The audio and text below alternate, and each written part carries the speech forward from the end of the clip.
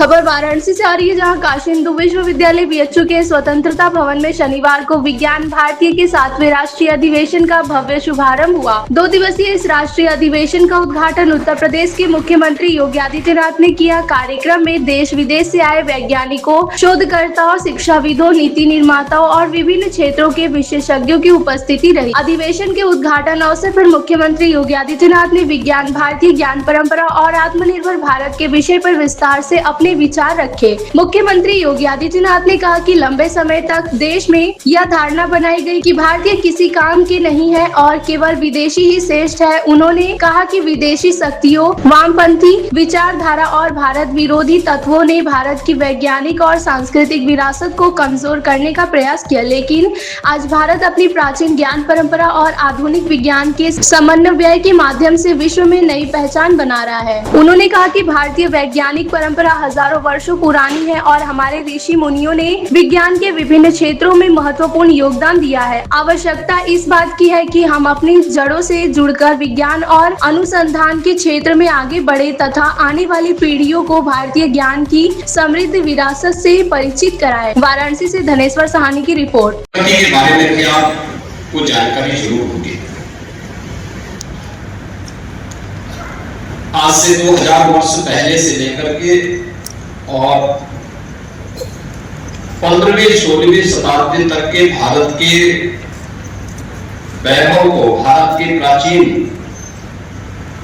गौरवशाली परंपरा को अगर आप थोड़ा भी अध्ययन करेंगे, थोड़ा भी देखेंगे, तो आपको इस बात का एहसास होगा कि ग्लोबल इकोनॉमी में भारत का जो वर्चस्व था, आज से 2000 वर्ष पहले 44 से 45% हिस्सेदारी बृहत्तर भारत की थी। आज से 400 वर्ष पहले तक भी भले वह कालखंड विदेशी आक्रामकों की दृष्टि से हमारे लिए बहुत कठिन दौर रहा हो, तब भी भारत की हिस्सेदारी 24 से 25% तक ग्लोबल इकोनॉमी में थी। लेकिन देश जब 1947 में आजाद हुआ, भारत की हिस्सेदारी 1.5 से 2% तक सीमित रह गई थी।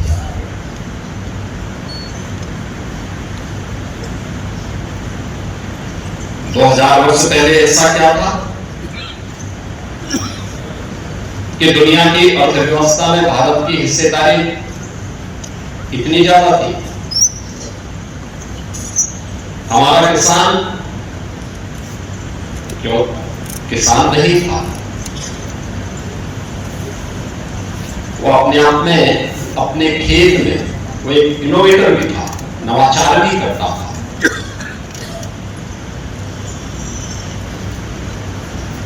प्राकृतिक रूप से कैसे खेतों को उपजाऊ बना के रखना है, इस पर बेहतरीन कार्य करता था।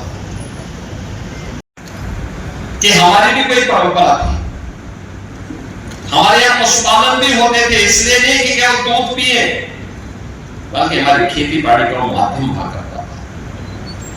हमने उसको अपने से अलग कर दिया, क्योंकि हमें नकल करने की आदि हो गए। हमारा कारीगर केवल कारीगर नहीं था, वह कारीगर उद्यमी भी था। वही उद्यमी था। हमारा व्यापारी केवल व्यापार नहीं करता था, देश को जोड़ने का काम करता था और दुनिया के बाजारों में भारत के उत्पाद को भेजने का काम भी करता था। भारत की समृद्धि का आधार बना था। याद रखना, आज की ग्लोबल इकोनॉमी को भी आप देखेंगे, वही सस्टेनेबल है, यानी सतत विकास के साथ वही जुड़ सकता है जिसके पास अपनी परंपरागत ट्रेडिशनल, जिसने अपने कार्यक्रमों को तो आगे बढ़ाया ही है। जैसे भारत के अंदर, भारत एक कृषि प्रधान देश माना जाता है। कृषि की व्यवस्था के साथ साथ मैन्युफैक्चरिंग पावर भी उसके पास उतनी ही सशक्त हो। हमारे यहां एमएसएमई में लगे हुए उद्यमी जो कारीगर थे, हस्तशिल्पी थे, ये हमारी सबसे बड़ी ताकत है। हमने आधुनिकता के पीछे जाकर के उन सब से अपने आप को दूर करती है। दूसरा, ये तो स्वाभाविक है, आप देखते होंगे कोई मच्छर भी होगा या कोई मक्खी भी होगी, आपने कोई पेस्टिसाइड इस बार इस्तेमाल किया, अगली बार आपको उससे हाई पोटेंसी का देना पड़ेगा मारने के लिए, यानी वो काम नहीं करेगा, क्योंकि वह एक समय के बाद उसको इग्नोर कर देगा। उसकी आने वाली पीढ़ी उससे लड़ने की सामर्थ्य विकसित करती है।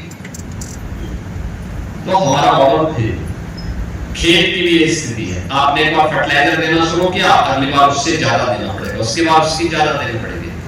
और कुछ तो ऐसे हैं खेतों में आप जाकर के देखेंगे, आप पता ही नहीं लगाएंगे कि खेत की खेती कर रहा है, बर्फ गिरा हुआ है, या फिर कोई फर्टिलाइजर से बिछा उसकी फर्टिलाइजर की तह बिछा देते हैं। कितना नुकसान कर रहे हैं खेती को। और जो फर्टिलाइजर, इसीलिए कारण क्या है, हमारा जो भी प्रोडक्ट है, हम कोई खाद्यान्न उत्पादन करते हैं, उसका सैंपल क्यों फेल हो जाता है? क्योंकि इतना ज्यादा फर्टिलाइजर, इतना केमिकल, इतना पेस्टिसाइड उसके अंदर है कि दुनिया के बाजार में उसको, उसके सैंपल को फेल करके रिजेक्ट कर दिया जाता है। उस अवसर का बेहतरीन उपयोग करना, और ये सौभाग्य का विषय है कि विज्ञान भारती उसके लिए प्लेटफॉर्म उपलब्ध करवा रहा है। विज्ञान भारती के अपने पदाधिकारियों से, माननीय शिव कुमार जी से और उनकी पूरी टीम से इस बारे में जरूर कहूंगा। इतनी बड़ी संख्या में हमारे अलग अलग फील्ड से जुड़े हुए वैज्ञानिक आए हैं, टेक्नीशियन आए हैं, बस धन्यवाद। कृषि क्षेत्र से जुड़े हुए विशेषज्ञ आए हैं, समाज जीवन के अलग अलग पक्षों से जुड़े हुए व्यक्ति और महानुभाव यहाँ उपस्थित हुए हैं।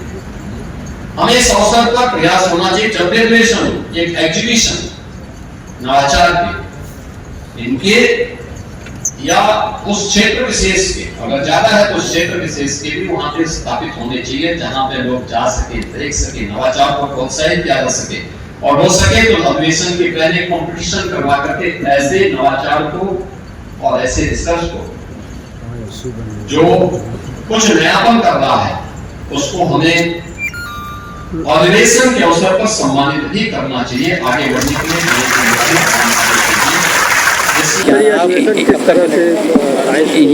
ये बहुत खुशी की बात है कि जो विज्ञान भारती है वो अपना 7वां राष्ट्रीय अधिवेशन बनारस हिंदू विश्वविद्यालय में आयोजित कर रहा है, और बड़ी संख्या में वैज्ञानिक और तकनीकी लोग आए हुए हैं पूरे देश के कोने कोने से।